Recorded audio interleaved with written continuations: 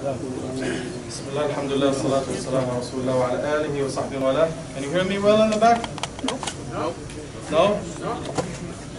Assalamu alaikum. Better? Bismillah, alhamdulillah, salatu wassalamu ala rasulullah wa ala alihi wa sahbihi wa ala. We'll try to fix it, inshallah. So, tonight, inshallah, we'll talk about one of the qualities of Allah subhanahu wa ta'ala, which is Al-Karim. And Al-Karim is also one of the names of Allah subhanahu wa ta'ala that is always misunderstood. When we say that someone is Karim, people think about it from a financial perspective, that this person is generous. But the word Karim, when it comes to Allah subhanahu wa ta'ala, it doesn't only mean generous, it means Al-Ghafur, it means Al-Karim, it means the one, the gracious, it means the forgiving. وكلمة الكريم في اللغة العربية في الأصل هي كلمة جامعة لكل الصفات الحسنة. So the word Karim in the Arabic language, when it refers to Allah subhanahu wa ta'ala, it means the one who has all the beautiful attributes. So it is not only about money. When you look at our situation with Allah subhanahu wa ta'ala, I'd like to give this example, this analogy, to bring it to our attention. Now imagine someone is taking care of you. He's giving you everything you want. He gives you a house, he gives you a wife, he gives you a salary, a car, and kids. Everything you have is coming from him. And all he is asking from you is to say thank you. Now with Allah subhanahu wa ta'ala, wallahi al-mathul a'la, everything you have, everything that you are is coming from him. He is asking you, I'm your Lord, I'm the one who created you, worship me, and I provide for you, thank me. He is the only one who has ever made such claim. But subhanAllah, when you look at humanity at large, there are more than 7 billion people in this world. Some human beings, they worship other human beings. Some human beings worship animals. Some human beings worship stones. Some human beings worship shaitan, the church of the devil in the US. Some people say that Allah doesn't even exist, and so on and so forth. The majority of human beings don't say, you are our Lord. They don't thank him. Although he is the only one that has ever made such claim. Isa alayhi salam never made such claim. The cow, the elephant, Buddha, none of them has ever made such claim that I'm your Lord, worship me, I'll provide for you, thank me. The other thing is Allah subhanahu wa ta'ala, out of his karam, أَسْبَغَ عَلَيْكُمْ نِعَمَهُ ظَاهِرَةً وَبَاطِنًا. He has showered you with his favors and blessings, those of which you know and those of which you don't know. I know many people in my village have never been to school in Egypt. They don't know that they have something in their body that is called pancreas or aorta or antenna. They don't know that these things even exist. But Allah subhanahu wa ta'ala is providing them for you even if you know they don't even exist. And a lot of people don't thank him. And Allah subhanahu wa ta'ala is calling them to thank him 5 times a day. Hayya ala salati, hayya ala al-falah. Come to thank me, to appreciate me. Rasulullah sallallahu alaihi wasallam used to pray at night. And when he was asked, why do you have to pray until your feet were swollen? قال أفلا أكون عبدا شكورا. Should I not be a grateful servant to Allah? So the Prophet ﷺ used his ibadah as a way of saying thank you to Allah subhanahu wa ta'ala. Now imagine if your dad or your mom is calling you 5 times to come or come here or bring me something and you're not paying attention. What would they do to you? Allah subhanahu wa ta'ala does the same thing every single day. Hayya ala salati, hayya ala al-falah. And many people don't acknowledge him, they don't believe he exists, and they don't even thank him. And what does he do? He gives them more time. I'll give you more time. في آخر سورة فاطر وَلَوْ يُؤَاخِذُ اللَّهُ النَّاسَ بِمَا كَسَبُوا مَا تَرَكَ عَلَى ظَهْرِهَا مِنْ دَابَّةٍ. If Allah subhanahu wa ta'ala were to punish you immediately for your ingratitude or for your sins, not a single living being would have been left on the face of this earth. Everything would have been wiped out. But Allah subhanahu wa ta'ala gives you more time. Maybe he will repent. Give him more time. Give him more time. And so on and so forth. And what happens if you eventually come back to Allah subhanahu wa ta'ala? Whether you are a Muslim who is not practicing, no salah, no fasting, nothing, or a non-Muslim who believes in shirk and so on and so forth, as soon as they come to Allah subhanahu wa ta'ala, not only will he forgive their sins, يُبَدِّلُ اللَّهُ سَيِّئَاتِهِمْ حَسَنَاتٍ. He will not only forgive your sins, he will turn you all the bad deeds that you committed your whole lives. the drinking and the drugs and the dating and everything will be turned into good deeds for you. And this is Al-Karim, Allah subhanahu wa ta'ala. If you do something wrong, or if you plan to do something wrong, but you don't do it, He will give you hasana, a good deed. But it has to come from your own free will. Like say for example, someone is going to meet a girl in downtown Toronto, or someone is going to rob a bank at Shore or a Hershey's, and their car broke down and they came back. There is no reward, but because they didn't do it on their own free will, right? Because the circumstances were against them.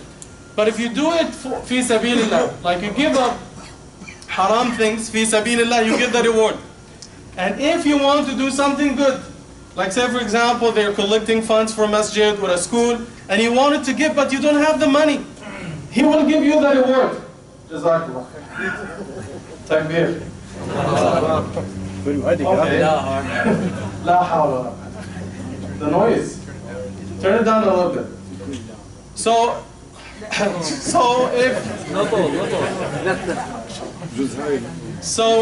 okay, maybe we can turn this one off. Yeah, this one. Yes, that's one. Switch it? Yes, switch it on.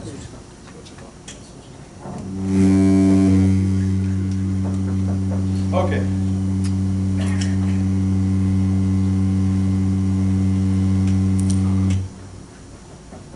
Okay.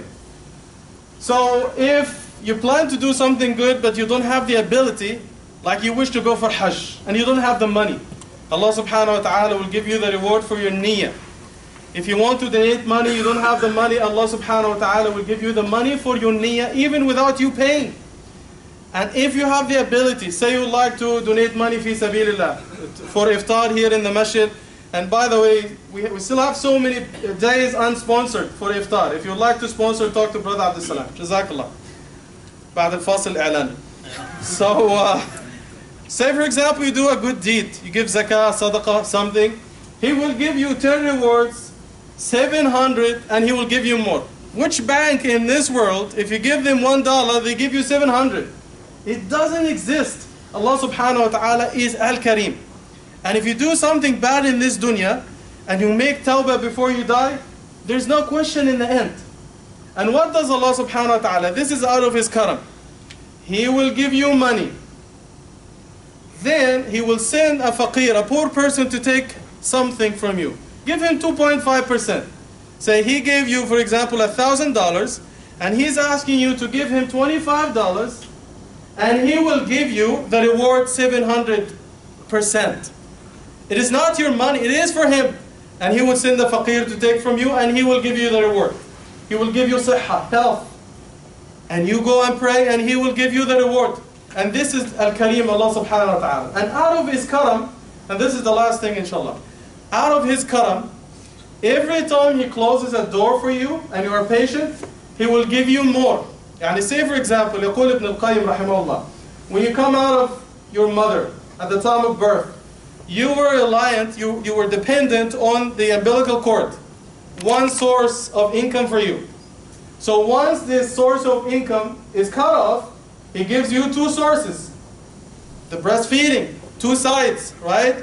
And once this one is over, when you are weaned at the age of 2, then so many doors are open for you. Fruits, vegetables, meat, milk, eggs, everything.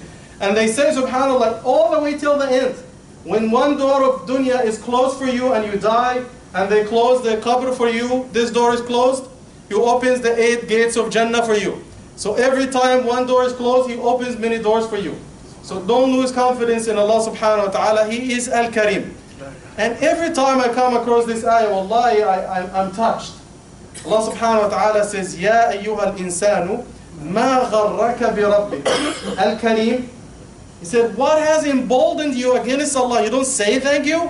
You don't worship Allah subhanahu wa ta'ala? You don't thank Allah subhanahu wa ta'ala enough for what He has given you? Is it because He is Al-Karim? He is the one who has been showering you with all these things, and you have been taking them for granted, and you turn your back on Him and you never say thank you? Is it because He is Karim to you, you do this to Him? He doesn't deserve this treatment from you.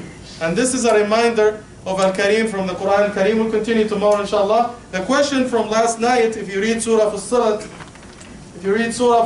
of course in the Quran, Allah subhanahu wa ta'ala created the heavens and the earth in 6 heavenly days, not 24-hour thing, but heavenly days. In Surah Fussilat, Surah 41, if you read ayat 9 to 12, they give you the impression that they were created in 8 days.